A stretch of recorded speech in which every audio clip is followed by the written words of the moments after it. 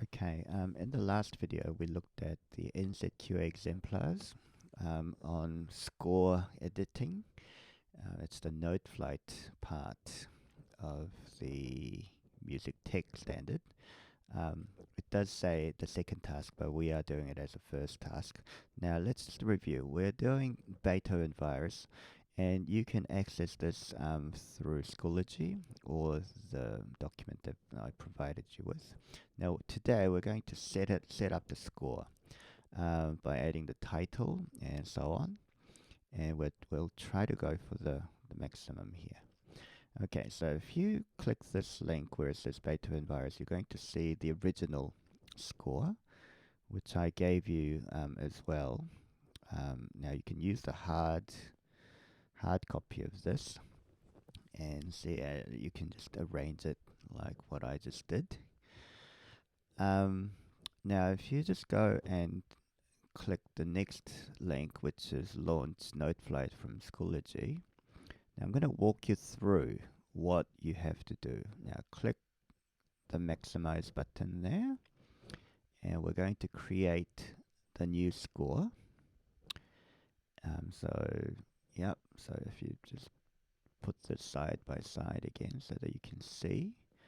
Now I've got a big monitor so I can fit this in. Now press the plus button to create new score, and we're going to try the treble clef. Now try not to go piano, go to treble clef, select OK. Now there's some things that we need to look at, but if you're not very familiar with noteflight, the first thing we should do is to put the title in. So there's Beethoven virus, and there's the composer and the arranger. Right, so under title, write Beethoven virus. Now don't have to worry about the font, and it's by Diana Bonchevan. So click that in, and it's arranged by Mr. Shin. Now, if you want to put your name in there, that's fine too. Okay, that's the easy section done. Now what we're going to do is, let's have a look at the tempo. The tempo says 120. Now I've got the tempo menu up there, but if you can't see these, the score, duration, pitch, and whatever, we will customize it for you now. But if you have the tempo marking there, you can just go into the window and type in the metronome mark. But you've got all the various parts to this. So that's measure, and you can add bar lines, and there's your time signature and key signature. Now noteflight is quite difficult to get used to. So what I suggest is get rid of the stuff that you don't need. So there's your menu. Now we're going to systematically get rid of these elements, and we're going to add one by one. Now what we need is tempo, and there's nothing there. So click the menu button, and we're going to go to tempo, and there you are. Now here's the thing, don't click on the bar line, and if you just go and change the tempo, you're just going to get tempo 162, which I think is about presto. It's quite fast. Oops, okay, 160. Actually, I got that wrong, didn't I? 162. Anyway, now this happens. Now if you have first bar clicked and you change the tempo, you're going to get something annoying. See, there's now two tempo markings, so you're going to delete the second one. So just click and press the delete on the keyboard, and you're good to go. Now the next thing we're going to change is the time signature. Now time signature is under duration. No, it's not under duration. Where is it? Nope, it's not under edit either. So yeah, here's the thing, you gotta keep looking for it. I think it's down under measure, right?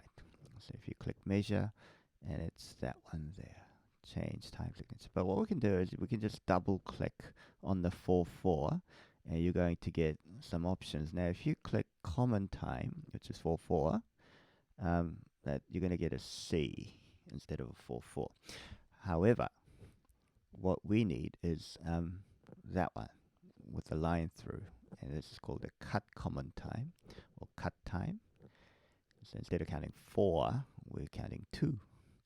Anyway, so that's the first part of the setup, really.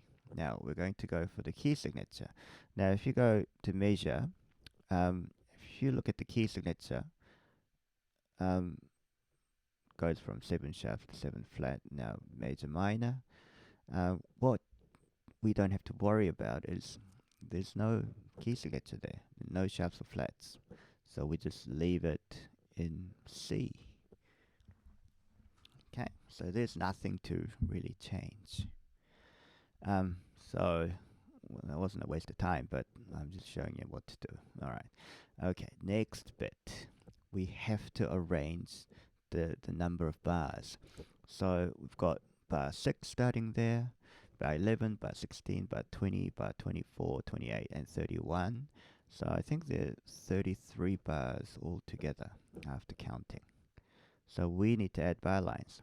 So what we do is we go to measure and click the plus button. Now, do that one. Add measure after the bar line. And we just keep clicking. Click, click, click, click, click, click, click. Just to check, if you click a bar when there's no circle, just when the arrows turn up, you can check how many bars you've done. So we've got 25, so we need to click some more. Now there's another way to add bar lines. If you click the plus button, it's much slower. So what you want to do is just keep clicking until we get 33. Now there's the minus button to get rid of the bar line as well. So if we do the careful counting now, we've got bar 30, I think 3 more, 2, and 1 more. There we are. We can leave it as it is. However, sometimes if the score is too big, it's going to create an extra page. So what I like to do is make the score a little bit smaller. Just counting this though. Oh, there's a problem. Yeah. So after bar 5, we have to put up a new line. So this is what we do. We go to layout, and now let's have a look at some options. So the first one's system break, page break, split system, create system, blah, blah, blah. We need to use the system break. So we click bar 5, and what we want to do is we want to create like a return button, so changing the line here. So if we click the system break, what it does is we're going to get on the first line, we're only going to get 5 bars, and that's what it says in our original, and it makes it a lot easier to track. So 6, so this is what we're going to do. This is probably the most important thing you have to set up. So after 6, 7, 8, 9, 10, so at bar 10, click the layout and click system break, and we're going to start from bar 11 in the following line, okay, as it is in the original. Now the next one, the next system break is after bar 15, so we're going to click bar 15. Yeah, so when you click, remember just to get the arrow, not to get the black dot appearing. So here we go. So after 19, so we're going to find bar 19. Don't know why I'm counting there. So bar 19, click, and then go to system break. Now you can also hit the enter button on the keyboard. That's a shortcut. So we keep doing it. So bar 20. So we bar 23. No, not 24. We need to go to bar 23. Click bar 23. Oh, can't count. Okay. Bar 23. Yeah. Okay. And then click system break. And then, okay. I think it's going to be bar 27.